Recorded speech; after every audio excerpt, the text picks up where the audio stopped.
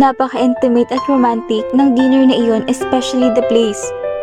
Nagkaroon din sila ng pagkakataong magkasama at masolo ang isa't isa. Walang taong hinistorbo at walang oras na hinahabol.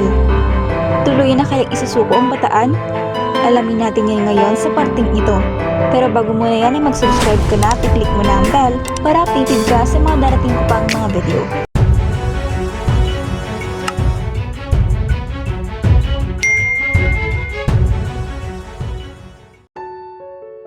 Speechless ng gabing iyon the moment na makita niya si Jasmine na naglalakad papalapit sa kanya. Isang pitik ulit ang naramdaman niya sa kanyang puso. Isang nag-aalab na nagmamahal na damdamin. Matagal-tagal na din niya ito bago ulit maramdaman.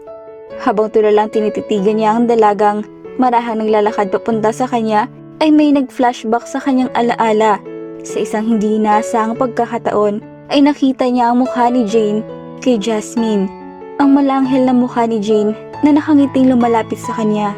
Nang mga sandaling iyon, ay grabe-grabe ang emosyong nararamdaman ni Kevin. Heart is pumping so fast na parang lulukso nito sa kanyang dibdib. Hi! So, how do I look? Maganda ba? Sambit ni Jasmine sa kanyang harapan. Sobra. Nakita ko ng Diyos ngayong gabi. Tapos, mahal na mahal ko pa. Seryosong sambit niya sa harap ng dalaga habang nakatitig sa kanyang mga mata. At makita mo talagang ang mga mata nito ay labis-labis ang pagmamahal na nararamdaman para sa dalaga. Shall we? Agad niyang pinagbuksan ng pintuan ng sasakyan ng dalaga at nagtungo na sila sa lugar kung saan sila magdi-dinner. Nang makarating sila sa lugar, ay namangha naman ng dalaga sa ganda. Pinasadyang ipinaset up ni Kevin ang lugar base sa mga favorites ni Jasmine. Nabanggit kasi ni Jasmine ang mga gusto niya noong nag-uusap sila sa park nung nagja-jogging sila at nangyari ang first kiss. Manghang-manghang dalaga habang naglalakad. Isang garden dinner date kasi iyon. At habang tinatahak niya ang daan, ay parang mga bituin namang kumikislap ang mga puno't halaman dahil sa mga ilaw na mga dekorasyon. Kitang-kita din ang ganda ng mga namumulaklak na halaman. Nang makarating sila sa kung saan ang table, ay mapapasabi ka na lang talaga na parang nasa ibang dimensyon. Napapalibutan kasi ito ng mga rosas na may mga Christmas lights. Effort si bakla! Ilang dolyares naman kaya ginastos mo dito, senyor? Pangiting sambit ni Jasmine sa kanya. Dami mong kuda! Umupo ka na at kumain? Pasupladong sagot niya, pero deep inside, kilig to the max ang binata. Pag ito hindi masarap, sinasabi ko talaga sa'yo. Ikaw ubos ng lahat ng to. Daldal ni Jasmine habang nakaupo ito sa harap ng table na akma ng kakain. At pag masarap, daldalita. Hahalikan ko yung labi mo ah. Pasupladong sagot niya sa dalaga habang kinakagat ang isang piraso ng olive na nakatitig ng diretso sa mata ng dalaga. Ini-intimidate niya ito with body language. Siyempre, kahit tuwang-tuwa siya dahil sa pinagbigyan siya ni Jasmine sa date nila, he need to stay calm, hot, and natural. Kahit nakilig ito. Baka mamaya isipin pa ng dalaga, hindi siya seryoso sa date nila, hindi ba? Ito pa naman ang first date nila. Nang sinubo na ni Jasmine ang maliit na parte ng karne, at dahang-dahang inuya, ay bigla naman itong napatigil at napatitig kay Kevin, na tinitignan lang ang pagnguya ng dalaga at ang marahang paglunok nito. Tila ba nag-aabang lang siya ng susunod na idadaldal ng dalaga? Nang maya-maya pa, ay bumuntong hininga ito at seryosong sumagot sa binata.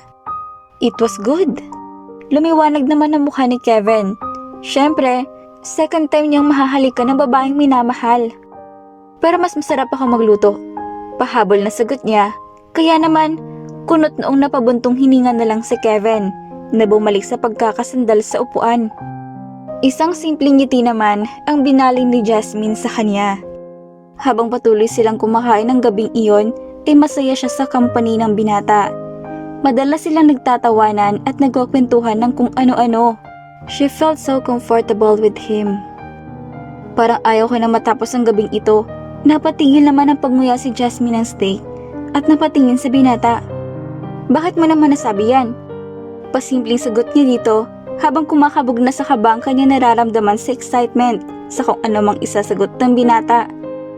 Ngayon lang ako nakaramdam muli ng sayang katulad nito. Tumawa ng malakas at totoo at maging komportable ng sobra. Alam mo, sa pananatili ko dito sa mansyon ay marami akong narealize sa buhay ko. Mga nagawa kong mali, sambit niya sa dalaga habang hawak-hawak ang tinidor at mariing tinitignan ng steak na tinutusok nito. Tila ba malalim ang iniisip nito? Think of other first rather than myself. Sa pananatili ko dito, I've learned not to be selfish. Ipagtanggol ang ibang tao kaysa sa hayaan na lang ito at pabayaan. Sambit ni Kevin sa dalaga. At least ngayon natuto ka na, di ba? Congratulations, senyor. You're expanding and growing and expanding. Sambit niya sa binata with a Spanish-English accent. Imagine mo na lang si Sofia Vergara pag nag-English. Ganun na ganun. With matching hand gesture pa at rolling eyes siyang ginagawa habang nakaupo. Napangiti muli ang binata na mga sandaling masaksihan niya ang ginagawang kalokohan at kaabnormalan ni Jasmine. Growing and expanding ang luka-luka.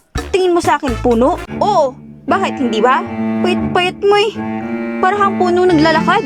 Lalo na pag nakasuot ka ng kulay brown na shirt tapos yung cap mo kulay green. Pa!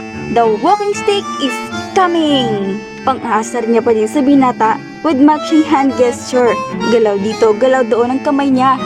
Tumigil ka na nga! Para kang plastic na mascot na kinulang sa hangin. Asar na ganti niya sa dalaga. Oh weh, at least cute ako. Cute daw eh. Panda ka, mukha kang skeleton. Nang marinig iyon ng dalaga, ay asar na napahinto ito at parang umuusok ang ilong. Mukha kang kapre!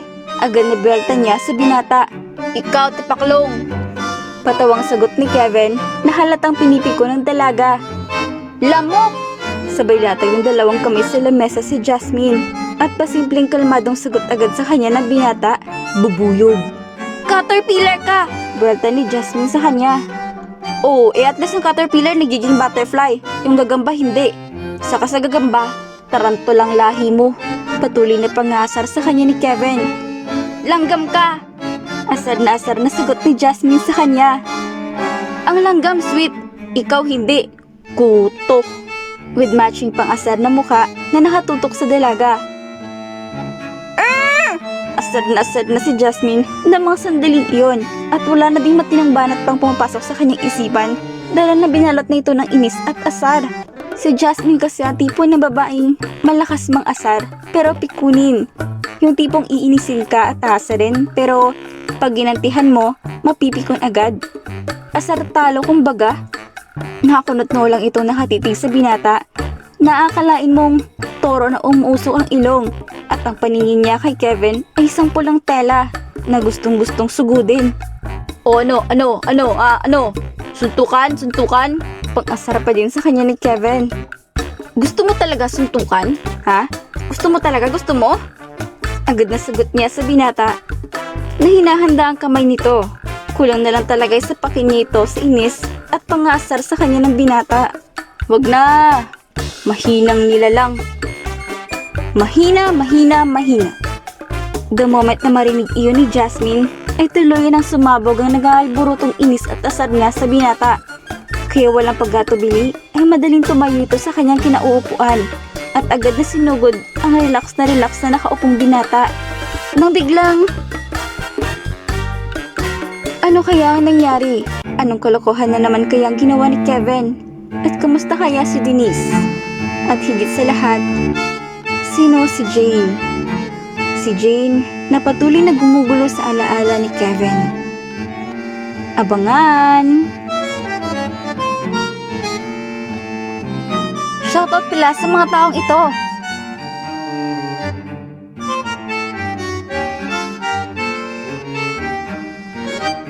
Maraming salamat sa suporta! Love you guys! Ingat!